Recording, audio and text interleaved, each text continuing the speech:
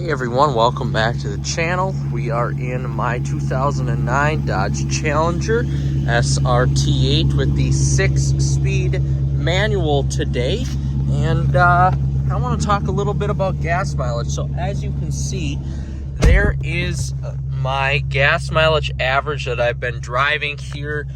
Well, I reset it at the beginning of the driving season, and that's how much I've got. So 17.8. And let's change the point of view here quick so we can actually drive a manual. So like I said, 17.8 miles per gallon. I'm honestly not sure what this is rated at. I think it's 14 city and then 21 highway or 20 highway. So it's not exactly great, but it's not terrible for being a huge 6.1 liter Hemi V8. And this does have a few bolt-ons to it, just a cold air intake along with an exhaust system on there.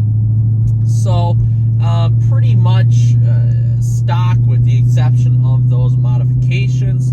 I'm trying to think here. I probably put on, let's take a look, about almost 200 miles, about 180 miles since the beginning of the driving season now.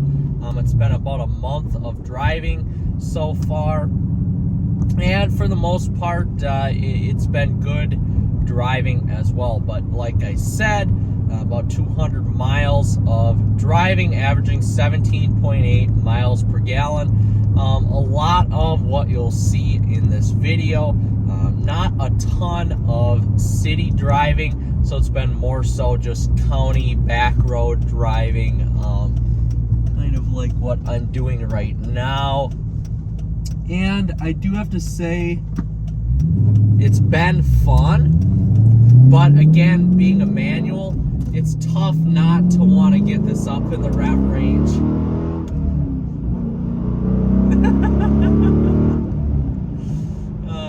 So that's where I'm losing my mileage, is just acceleration basically, because it's just so fun. You cannot not just get it up higher in the rev range and really watch your miles per gallon go down, because again, it is just so exhilarating and fun to do that.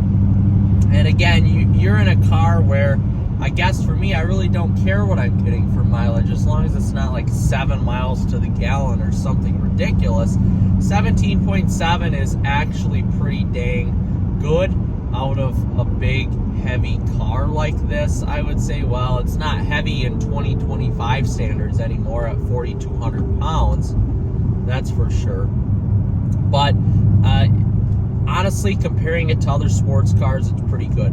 Now my 300 that I have, my 300 SRT, I'm averaging about a mile per gallon better in that, about 18.8, which I will make a video on that as well. And again, the same type of driving,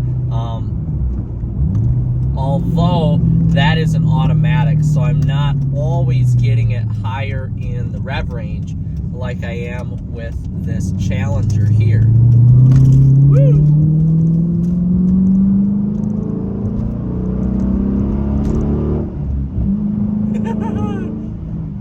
That's tough not to want to do that all the time. It's just an awesome, awesome vehicle to get up to speed and honestly give her the beans. So anyway, again, we went down in our gas mileage here a little bit, down to 17.7.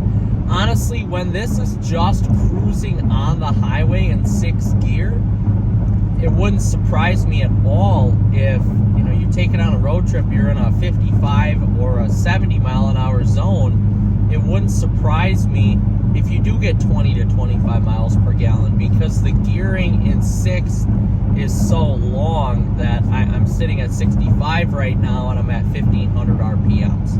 So the RPMs, the engine is not working very hard, and it really provides a pretty smooth experience, I think.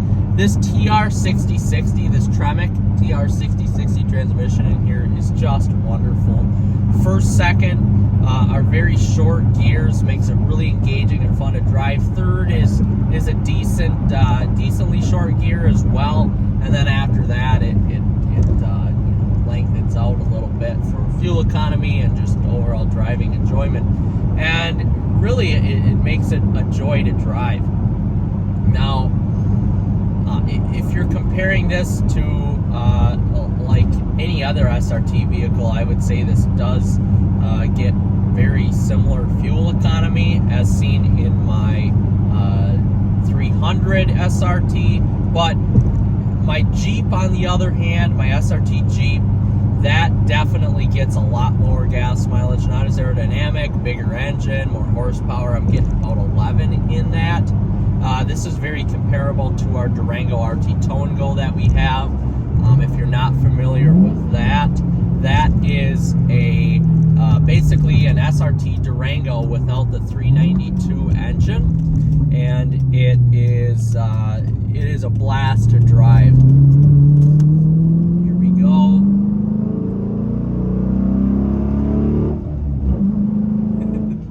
Oh, I gotta slow down. It is just too much fun to drive. Oh my goodness.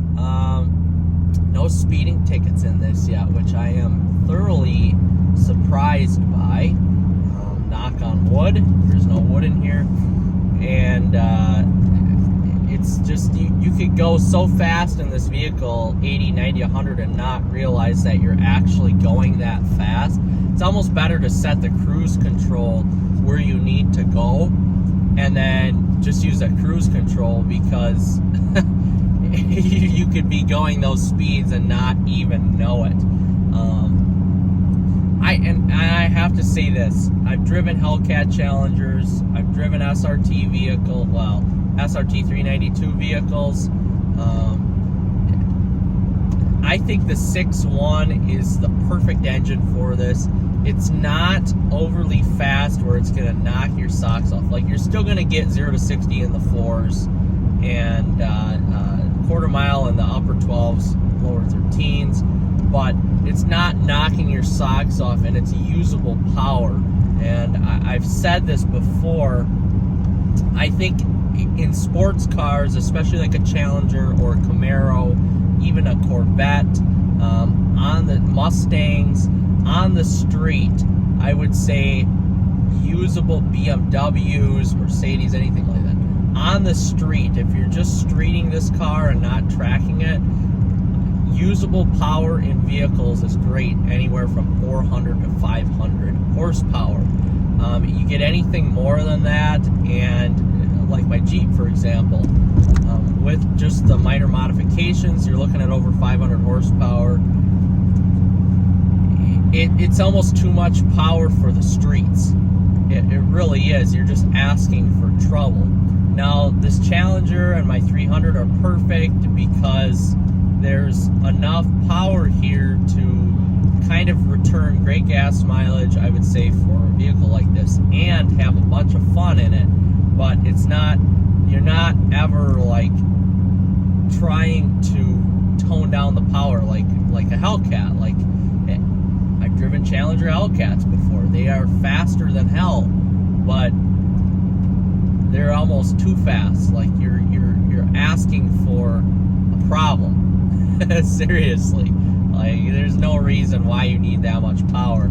Hence why I don't have one. Hence why I have SRT, just normal SRT8 vehicles, because the power is just perfect. And those, anywhere from 400 to 500 horsepower, is perfect for the streets.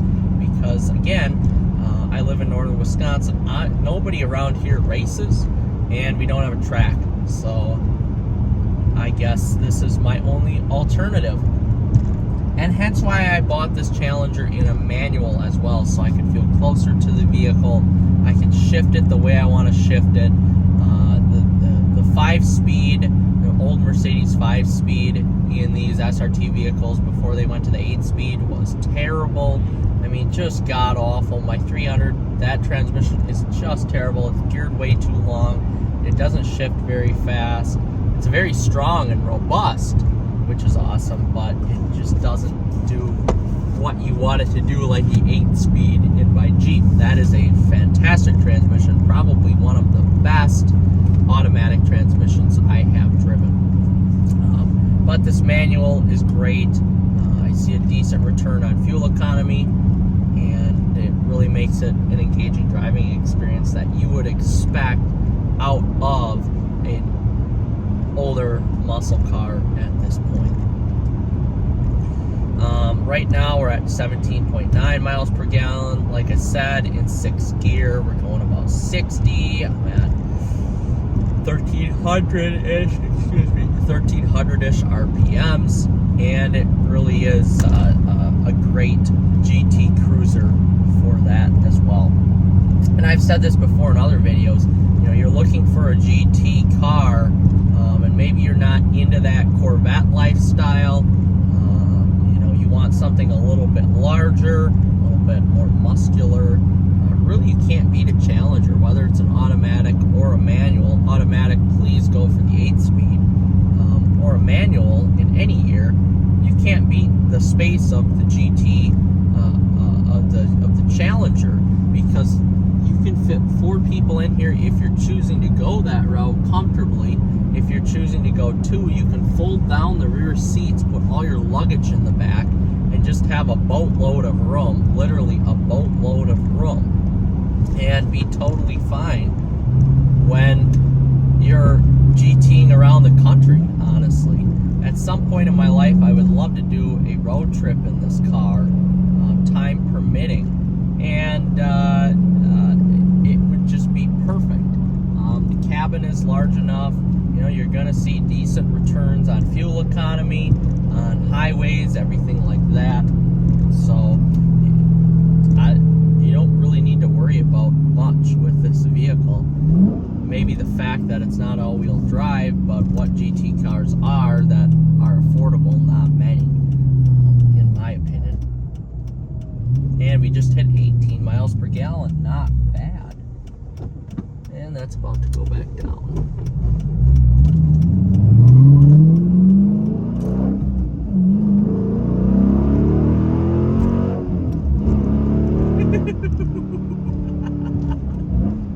Oh my God, that is too much fun to do. Oh my God, this exhaust crackles and pops in it too. I mean, this is really just the ultimate modern muscle car, guys. It is just the ultimate modern muscle car. I'm so glad I bought this, and I'm still, again, had it for a little over, well, about a year and a half now. I'm still learning the manual because I never really drove manual before this car, but the more and more you drive it, the more and more you get used to it. It's shift points, and the more and more it is just enjoyable to drive. Oh my goodness. So with that, guys, right now I'm at 17.9 miles per gallon. You've pretty much seen my commute on how it is to work. Same way back, and I've really enjoyed this car. This is just a kick-ass GT car, kick-ass sports car, and you guys really should take a look at one, I guess, if you're in the Mopar family and you can afford it. I paid $22,000 for this with $36,000 and change on it. When I bought it, I'm at $38,000 right now and change. I think I put on 1,400 miles since I bought the car a year and a half ago. So I don't drive it a ton. I am on track to drive it a little bit more this year, which is great because it's so much fun and life is short. And what a bargain. What a performance car bargain, in my opinion. So with that being said, guys, I appreciate you watching. Like and subscribe for more Mopar content.